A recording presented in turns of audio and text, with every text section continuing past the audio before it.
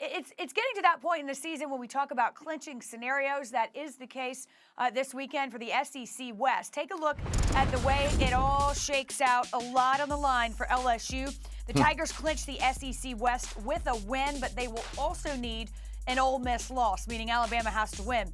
Brian Kelly would be the third coach in the last 30 years to win the SEC West in his first season. The other two, Gus Malzahn and Les Miles.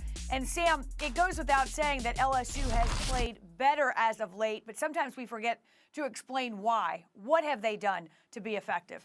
They got Jayden Daniels out of the transfer portal and put him at quarterback. That's what they did. Jayden Daniels is the only FBS quarterback with over 600 rushing yards and 1,700 passing yards. His rushing total is 8th for all players in the SEC. He's the 8th leading rusher in the entire SEC. And don't even take my word for it. Go and watch the last play in overtime that essentially won the game, the 25-yard run and then the pass. Jayden Daniels has been putting the team on his back, and he's gotten more and more confident. That Ole Miss game we were talking about, LSU was down 17-3 in the second quarter against Ole Miss.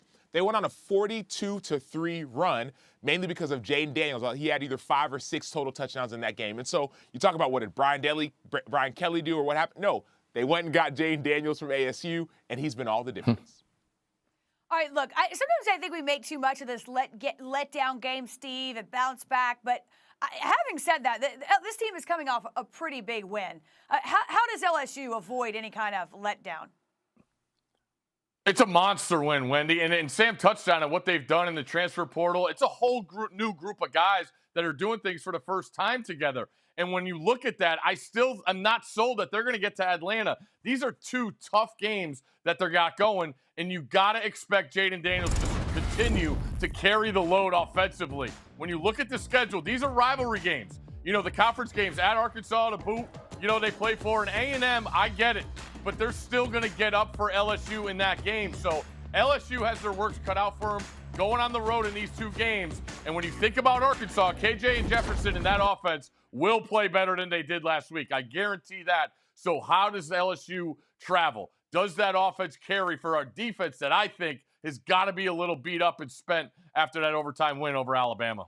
No question. I mean, this is anything but a gimme. I completely agree. Brian Kelly, by the way, looking for win number 8. He won 8 or more games in his first season at both Cincinnati and Notre Dame. So all that talk about the culture fit and would it work? Well, so far so good.